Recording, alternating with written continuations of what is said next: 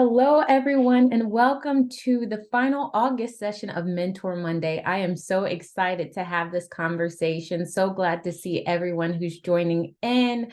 I am very excited to start off this week, but I will say ahead of time that this session is going to be just a little bit shorter. I am actually in a new location today. I am unfortunately here on not the best circumstances. I lost a very dear person in my life. And what I will say is I'm really motivated to have today's conversation, mainly because he was somebody who really locked into his calling, and he did it so valiantly and with such gusto to the point where he was able to move the lives of millions of people around the world. And, I'm sure I'm going to share a little bit more about it over the coming days, but I'm just excited at the ability to honor his presence today. I see a couple of more people joining in. I was saying I'm so excited for today's Mentor Monday session. Today is going to be a little bit shorter only because of personal reasons. I recently lost someone who's very dear to me. I won't rehash the story, but I'm excited to answer today's questions. And I do want to extend the opportunity that if you weren't able to submit your question ahead of time, go ahead and use the Q&A feature in the chat. I'm sorry, not in the chat, in the Q&A on the webinar. And I'll be sure to circle back to it before we close out today. So if you weren't able to use the form, if you weren't able to get a question in by that time, there's still an opportunity. Go ahead and just use the Q&A function. But without further ado, we're actually going to get started. The first question we have today is from Wendy. And Wendy is saying, I'm currently in business as a leadership coach. Right now, I freelance with a few agencies, but I have not been able to create sustainable income. I have 25 years of experience and recently made this transition. What are the things that I may need to tweak to gain traction? This is a really good question. So Wendy is basically saying that she has made the transition from the traditional corporate space to being, it looks like, a leadership coach full time. And I will say a lot of times in those transition periods, there's a bit of really understanding what your process is going to be, really understanding what those systems need to be, because they're not exactly the same and they don't operate the same as they did when you were full-time 9 to 5. So I think this is a great question, and it's probably applicable to a couple of people. So it looks like the crux of the matter is you haven't been able to create sustainable income. And so I don't know if you're on the call today, but one of my first questions would be, what are actually your monetary goals? What are you going after in terms of the revenue targets that you set for the year? What are the profits that you've set for the year? That this is one of the main things I see, that when people shift into entrepreneurship, they forget to set these actual goals. And so the goal is always for them to just make money instead of hitting particular targets. The reason why I want you to be very clear about your targets is because it's from that point that then we can then start reverse engineering what you need to do to hit those particular targets. So let's say hypothetically, you want to replace your salary. Let's say you have a $250,000 salary and you want to hit that in revenue. Then what we need to do is look at your packages, look at your pricing models, and look at the consistency in which you're either reaching out to people or pitching or positioning yourself for contracts in order to get that particular amount. And so when I see questions about creating sustainable income, typically there's something that could be looked at in reference to your actual process. Is your proposal process strong enough? Are you making sure that you are communicating your value add to the people that you're speaking to? Are you very clear on what value you do add? And are you very clear on how you can be a strategic partner? I'll say for the clients that I work with, we really focus on not just the entry-level strategy, so not just getting you into the door, but also really knowing what you need to say to start positioning yourself as the go-to expert so that you can start getting those 6 and 7 figure deals. And so what I would really be curious to see without, and I know you submitted your question without much context, but I would really be curious to kind of lift the veil behind your business model to see are you pricing yourself sustainably? Because you could have a bunch of clients, right? However, if you aren't pricing in a way that is actually going to be sustainable for the scale of the business that you're trying to attract, then you're just going to be running in a loop. So I would first make sure you set very, very, very clear revenue and profit goals for yourself. Second, I would look at your systems and see where there might be a broken process. I would make sure that you are communicating your value in a way that translates to income, that translates to an actual business need. That's another trap that we fall into is we'll see all of these needs within an organization, but they don't necessarily have a business line item in it. So make sure it translates to a business need, but also make sure you are quantifying what the cost is of the person's problem. So for instance, if I come into an organization and I just say, oh, you have an engagement problem, that's not saying much. However, if I tell an organization that you have an engagement problem and it's costing you $11 million because I've been able to use my research or my industry background to be able to assess that amount, or I have data that allows me to assess that amount, that's a very different statement. That's a very different pain point that someone then now wants to respond to. And so all in all, I would say clarity might be your issue in terms of that creating this sustainable income. That is something we cover in our corporate speaker masterclass, and I work with my private clients as well to do that. And so if you do have a follow-up that allows for me to take a deeper dive in making sure I really hit the nail on the head for your question, feel free to either send me a private Q&A and I'll be sure to answer that. But if not, I would really, really make sure you're setting clear goals, make sure you're communicating your value, make sure you're looking at your systems to see if there might be any broken processes in there as well, and making sure you're pricing yourself well. So Wendy, I hope that was helpful. And for everyone else who just joined, welcome. This is the last session of the month. For Mentor Monday, we are going to move to a bi-monthly schedule. So instead of meeting weekly, we're going to meet every other week, and I'll send additional dates and details about that. But this has been great so far. I've loved all the conversation, and I definitely want to keep this going. If you did not have a chance to submit your question ahead of time, there is still an option to submit it through the Q&A form. I'm sorry, not the form, the Q&A function of the webinar. I say that wrong every single time. So you can go ahead and put your question in there, and I'll be sure to circle back to it. We just did one question so far. And now I'm going to move to question 2 from Raquel. I recently was headhunted for a new position and will be starting soon at a company that is twice the size of my current one. I'm excited, but also want to take full advantage of this new opportunity. What would you recommend I do to make sure the transition goes smoothly and that I am able to make the most impact? First of all, Raquel, very much congratulations to you. I'm excited that you have this opportunity. And Raquel did, she private messaged me, so I do have a bit more detail about this particular opportunity. So I'm going to speak to what I know. So this isn't as generic as it may seem, but I'm going to speak using the context that she gave me. But congratulations so much on the new position. I'm very excited for you. I know it was something that came out of the blue, so this is wonderful for you.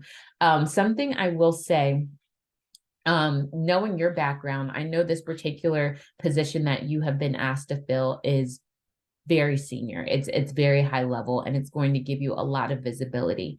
And the main thing I say for anyone who's in a transition of any sort, especially if you're going from one organization to another, is being very clear about what your ultimate vision and goal is for your own life and career. As clear as you can get at this point, understanding that may evolve. This is why I say this particular piece of advice. Knowing where you want to go in terms of how your lifestyle wants to be, the income that you'd like to make, the impact that you want to make within your organizations, the type of work that you want to be doing, allows you to leverage all of the power necessary within your current role right now to make sure that it's directed towards that trajectory. And so I know for you, you're in a role where you're going to be managing a lot of people. It's also a very hot topic right now that you're going to be leading. And I won't go into what topic it is, but it's very much in the news. And so what I would say is, for you, I think there's an opportunity for you to be very intentional about what it means, not only to make sure you make your mark within the organization, but I also think it's quite candidly time for you to really step in and to be that leading voice in the industry. The reason why I say that is because with your organization right now, it's coming with a lot of credibility, it's coming with a lot of eyes, and it's coming with a lot of opportunity for people to have eyes on whatever you create. And so I would say, as much as possible, making sure that you are the one leading conversations, that you're at the forefront, either in facilitating what's going on in industry, creating spaces that allow for that conversation to happen at a level that's not just going to be seen within the four walls of your organization, but being very intentional to make sure that you're getting photography collateral, that you're getting video collateral, that you're able to use these particular snippets or getting press mentions on your own, because you actually, from your corporate role, have a team behind you whose vested interest is to make sure that you are seen as that expert. And so I would leverage it as much as possible, but also in tandem, and I know we've spoken about this, in tandem, I do think it's time for you to really focus on building your personal brand.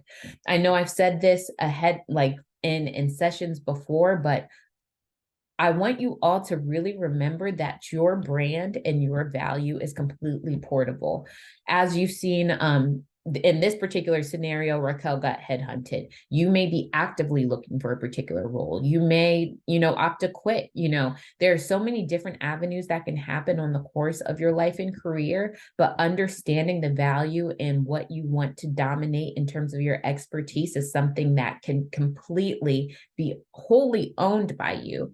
And so for you and your role, and I think for most women who join this call, it's not just women who join this call, but most leaders who join this call, the intrigue is there to really be that voice, but sometimes knowing all of the pieces to put together to make it possible is what intimidates you. And I apologize if you hear background noise. My godchildren are downstairs. Is what might intimidate you. But I think there is a trajectory where, in tandem with the growth of your role in that executive position that allows you that visibility, can also be mentioned on a personal website. Or what it can do more than anything is allow you access.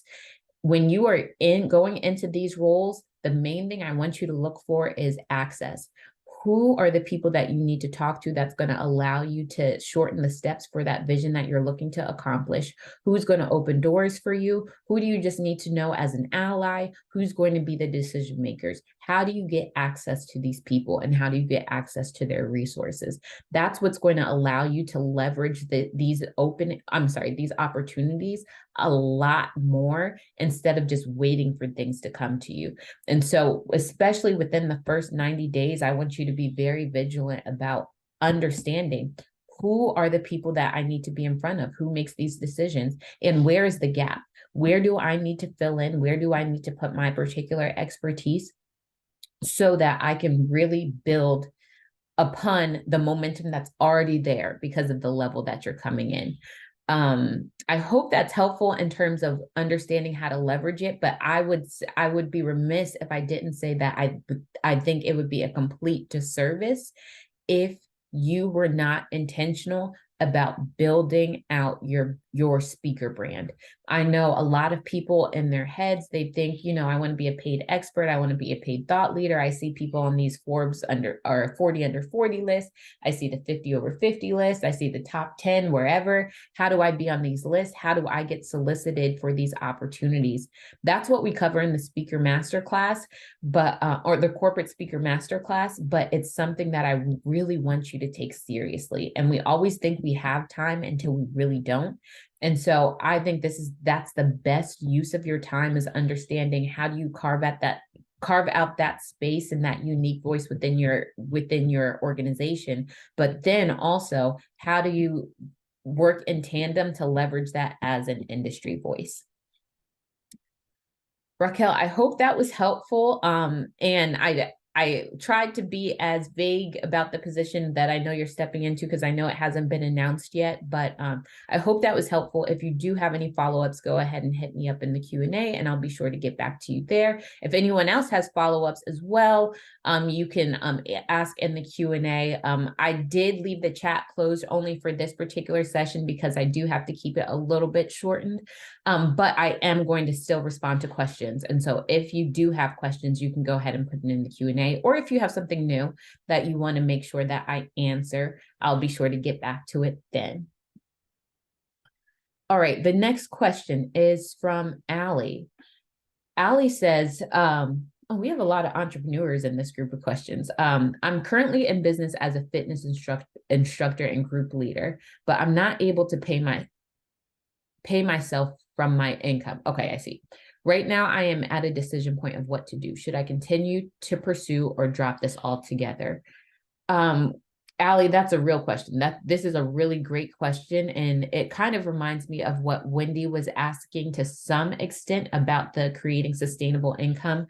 I will say your question is a little bit nuanced, because you're not just talking about just pure revenue and profit. You're talking about how, out of your profit, how do you get to a point where you're able to actually pay yourself a salary? Excellent question. I think a lot of, especially beginners, but entrepreneurs in general and people shifting into paid thought leadership, forget that it's not just a pot of money that you're pulling out of, that you actually should be intentionally paying yourself, even if it's a little bit at the beginning. Just getting into the habit of understanding that you need to section off payment for yourself as a salary. And so it says right now that you aren't able to produce that type of income. So I will say, regardless of the amount, I would just get in the habit, even if it's $1, even if it's $5. And I'm not sure where you fall in terms of range of, your income right now, but even if it's a nominal amount, I would just get in the habit of paying yourself, making sure that you're meeting with your accountant or meeting with the financial team where that is somehow documented or invoiced, just to get in the habit of it. That aside, it sounds like you have a cash flow. Essentially, what you're asking is about cash flow. So right now, it looks like you do have some momentum in your business, as it looks like in the fitness industry. And I do think I saw another message from you, and I'm going to pull it up because it might have had a little bit more context. I think you were saying that you have women's groups, women's fitness groups, but you're really looking to expand in that nature. Something, how do I say this? When you're already operating something and you already have a set market or a set group that is consistent, I think sometimes we fear that if we make a change or if we make a pivot, that we're going to lose that initial group. And typically that's not necessarily the case. A lot of times people buy into the mission way more than we actually give them credit for. And so even if you are making a slight change in terms of the model of your business, that does not necessarily mean you're going to lose current clientele. What I will say is that since you already have an active base, you already have an active consumer base, I would get really clear, and this may be through a survey, this may be through a focus group, but I would be really clear on what are their actual needs. Is there something that perhaps they're asking for, or there's a gap that they're looking for that you are not currently offering, that could be very easy for you to monopolize on, or very easy for you to expand into doing. From a fitness perspective, it could be, going from group classes to something that might be enterprise-wide. Maybe they want to invite you into their organizations to come and do group sessions. Maybe they want to add you to an employee assistance program that allows you to be offered as a benefit within their HR departments. Perhaps it's something that allows them to do like a retreat of some sort, a fitness or wellness retreat of some sort.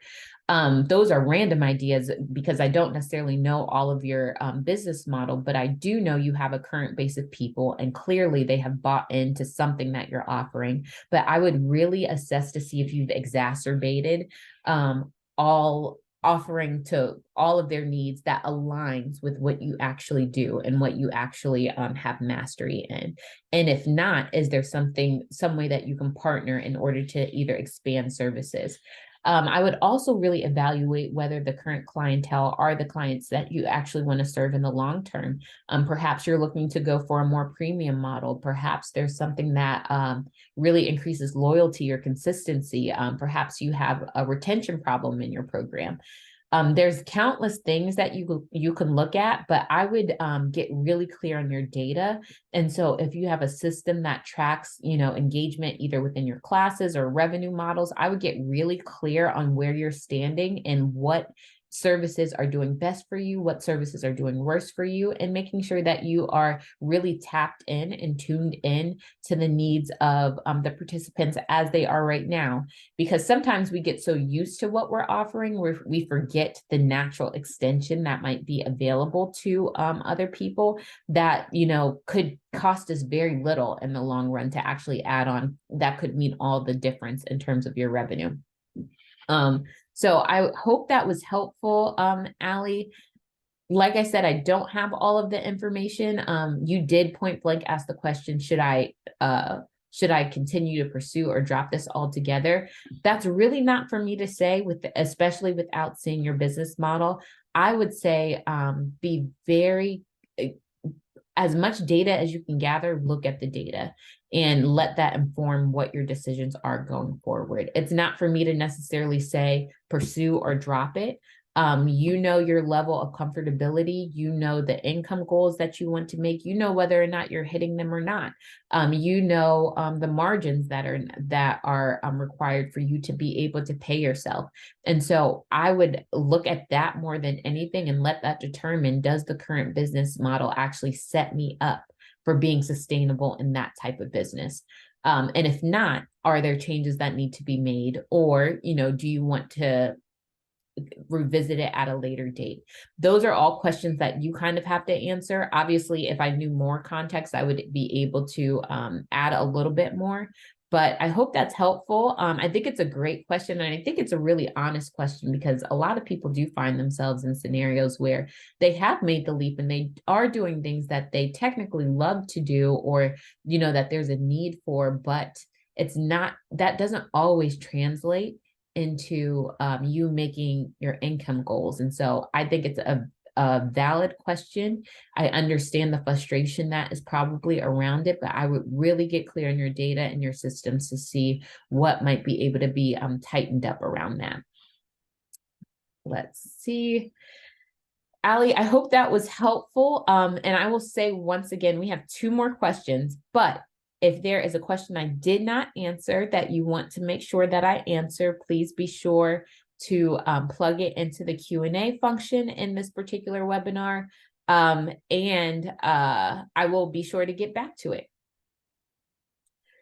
All right, next question is from Elise. And Elise, oh, you asked a question last. I remember the spelling of your name. I think it's really pretty. I applied to a TED Talk before, but my talk got rejected. I'm an educator and I had a talk about effective ways to communicate with students. What are some things that could have gone wrong in my application? Elise, this is actually a great question. And I hear this quite often. As you all know, I did give a TED Talk, but I do know a lot of people have had varied experiences in terms of their application process. And I've heard a lot of stories about people, getting rejected from their particular talk. Now, not having seen your application, not having really the opportunity to see any collateral that went along with it. Of course, I can't give a definitive answer, but here's what I'll say to at least ease some disappointment, because I think these are things that are known by TEDx speakers, but not so much known by people applying for the conferences. So first thing, what I will say is how your topic relates to the organization's theme or event is very important. So on the particular application, on whatever application that you applied on, they may or may not have asked this. They typically do. They may or have not have asked the question of, how does your topic relate to our conference theme? I can't even remember what my conference theme was. That's really bad. But like sometimes it's something like innovation, or it's like rising up, or it's resiliency, or it's transparency, authenticity. Like everyone has a different focus. And quite frankly, you could have the best topic in the world, but if it doesn't correlate to that particular theme or that particular TEDx theme event, then your application probably has a higher likelihood of being rejected. That doesn't mean you did something wrong per se. That doesn't mean that you had a bad idea. That simply means it didn't fit the theme of that particular event. That's something that happens a lot of times, but people won't necessarily tell you. And so I would just like take any disappointment off of you for the temporary, because especially if you've not received feedback for why your application didn't go through, there's a lot of reasons. In addition to the theme of an event, there's also a lot of times a quota of how many speakers can speak, right? And so there's a quota of number of speakers, but there's also a bit of a quota, and this varies event to event, but there's a quota of the types of topics they want. And so let's say there's another educator who's speaking about something very similar. You both might be brilliant and have wonderful ideas. However, they also might not necessarily want both speakers at the same event. And that's completely dependent on the event organizer's preference. And so I will also say that is a factor as well sometimes, where it's not necessarily that you had a bad topic. Once again, it could just be someone was speaking about something similar to what you were speaking on. Even in my particular event, and I can speak to this personally, I was selected, but I wasn't asked to change my topic because I talked about what I said I was going to talk about, but I took a slightly different angle so my talk wouldn't be so similar to another person's talk. And so that's just important to keep in mind. I don't want, people to think like, man, my application sucked, or like I didn't do well. That's just not always the case. So those are some preliminary things that could knock you out that you really don't have control over. And that doesn't mean you did something wrong. Some other reasons that it might not have been accepted is that you did not properly position yourself as the go-to expert for this particular topic, or as the necessary voice for this topic. A lot of times on different applications, they'll ask a question like, why are you the person to speak about it? And that's where sometimes people phone it in. I wouldn't phone it in during that part. Another reason sometimes I've seen applications get rejected is because you don't get to the point. You want to talk about so many things and you're not clear on your idea yourself. And so you try to say all the things and you end up with the word salad, and it's hard for someone to decipher. Those are just like 4 or 5 different ways that might knock you out. I get a lot more exhaustive in the masterclass that we do under the Corporate Speaker Masterclass program. And so I go into detail about it there, but I hope that's helpful, at least in determining what are some things that might have been in your control, but also, quite frankly, some things that just really aren't in your control. Sometimes I've seen applications and they're really bad. And I'm just kind of honest about it because you have to be compelling. You have to be able to, tell a story. And sometimes people can't do that well. And sometimes they're remarkable. And I'm like, what happened? Like, why didn't this go through? And a lot of times it's just like the back end logistics. So I wouldn't lose hope. I would definitely make sure that you look at the profiles of the people at the event that you applied to, just to see if there's any commonality, to see if there's maybe something that the decision board was looking for that might have been missed in your application. Obviously, I've not seen your application, but that is something I just kind of listed the things that I know off the top of my head are sometimes considered. So don't lose heart. Definitely don't lose heart. I want you to keep going. I want you to continue on.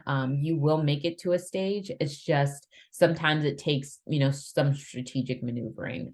So great question. I definitely appreciate that question, Elise. And I will say, for anyone who's interested in joining the Corporate Speaker Masterclass, I'm going to put the link in the chat. We are starting in September. We are open, the doors are semi-open right now to the people who have been on these particular calls, to the people who are on my email list. But if you know that your goal is to make income as a corporate speaker, and the reason why I denote corporate speaking is because I have found that is the highest paying in terms of working professionals who are transitioning into speaking. So if you know that you want to make 4, 5, and 6-figure contract deals from speaking, and you want to share your story, or you want to share your expertise in a way that generates income, this is just the class for you. I put the link in the chat. I want you to join the wait list so that you're able to learn more about it. But we are kicking off very soon. And so you don't necessarily have a long runway to decide. But first of all, the community is great. The women who join these programs are just remarkable, and I love working with them. They are such visionaries.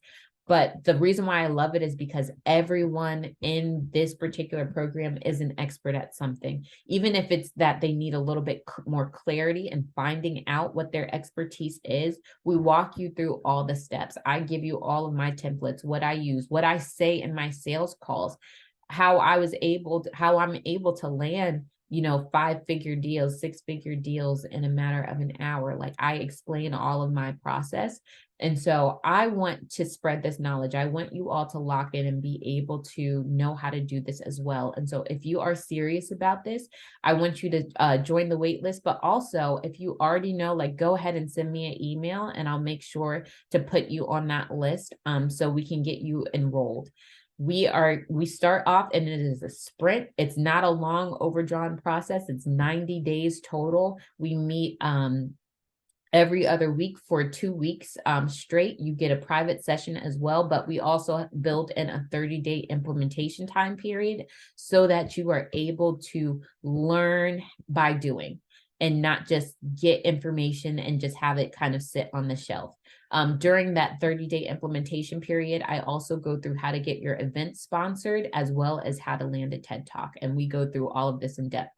I'm very much a giver of information. So, and during these calls, I always say it's supposed to be an hour and a half. They end up being 2.5 hours, 3 hours, mainly because the way I operate, I'm staying on until there's no questions. Like, if you have questions, I'm staying on to answer them, and we will stay on until it's completely done. So I hope you join us in the Corporate Speaker Masterclass. These questions have been amazing. And if you do have questions, you can send me a DM or you can send me an email. I'll put my email address in here as well, where you can send me an email. But I want to make sure that I offer that, mainly because I kind of pre-read this last question, and this is from Karen. She was asking about the different investment options. So I will say, most people that I've talked to, I know some of you have set up private calls, and I've kind of heard about what your vision is and what you're looking to accomplish.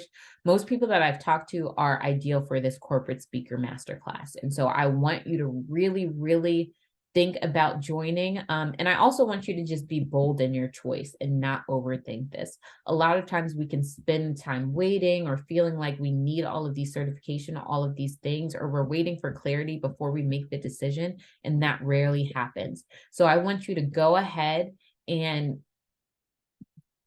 bet on yourself.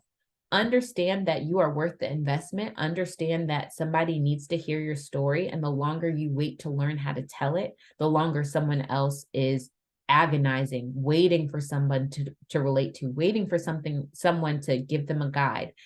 You might think you don't have a methodology. You do. You might think you don't have a story. You absolutely do. You might think that no one will pay 4, 5, 6 figures to have you speak. That's a lie. And so I want you to be honest and with the inner voice that I'm sure is really calling you to do this. But I also want you to be practical. And if you have questions, ask me.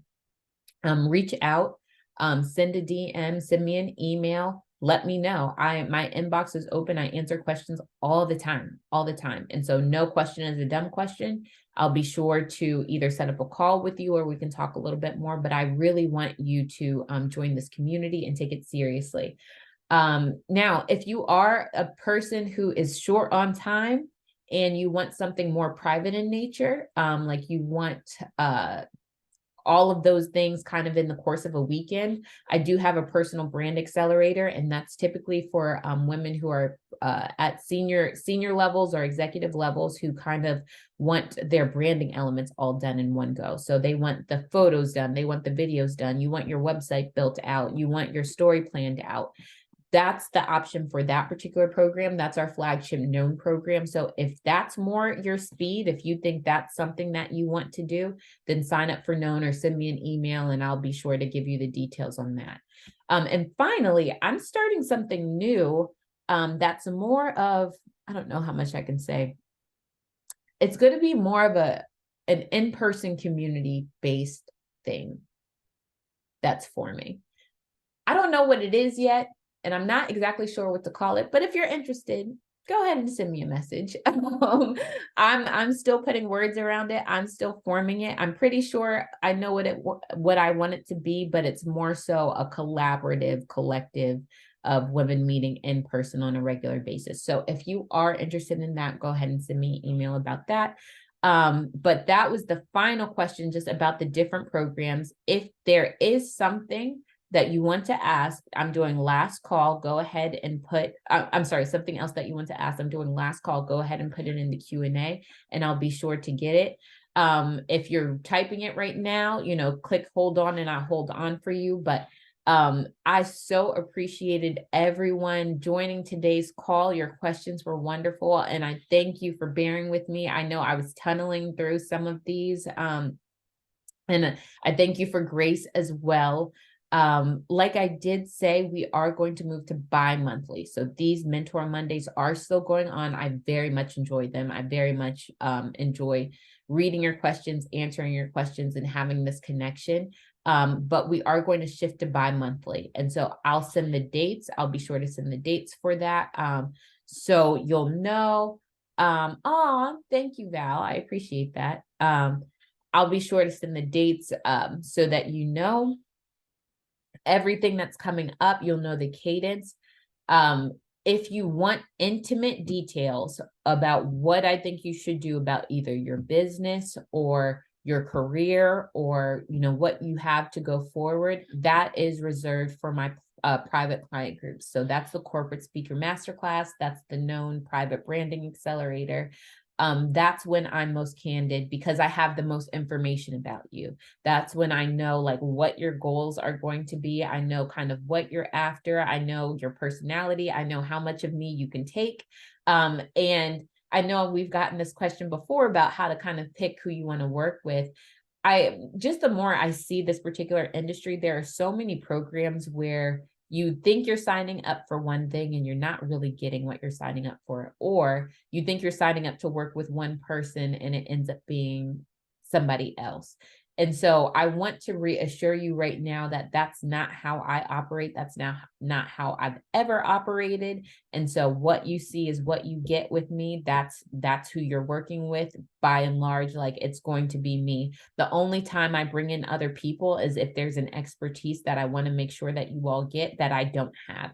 And so that's the only time we kind of open the doors. But other than that, it's a very cohesive group. What you say, what you learn, is we kind of hold it dear because we know all of us are on this particular journey. And so no one's going to take your idea. No one's going to, go out and do anything nefarious with anything that you say. Everyone is in this trusting community together. So I'm excited to see what our next cohort in September is going to look like. But with that, I don't see any other questions in the Q&A. Thank you so much for coming today. It was so great to see all of you. If you do have a question about the Corporate Speaker Masterclass in particular, because we are starting that soon, please don't wait. Go ahead and reach out to me, and I'll answer any questions about that. If you have questions about, if you kind of know the private thing is for you, I'll answer questions about that as well. We have 3 spots left, I think. Don't quote me on that. I think three private spots left in September. So if you know that you want kind of your website created, you want your headshots done, you want videography of yourself, you want your strategy together, you want your speaker strategy kind of planned out for you, then that's the option for you. And we have 3 spots remaining in September for that. So I look forward to touching base with you all. I will send this replay out in the email. I'll also include the dates. But if you have questions about how to get specific feedback, reach out to me and I'll be sure to answer. But I hope you all enjoy your Monday. This was wonderful. Thanks for hanging with me. Talk to you soon.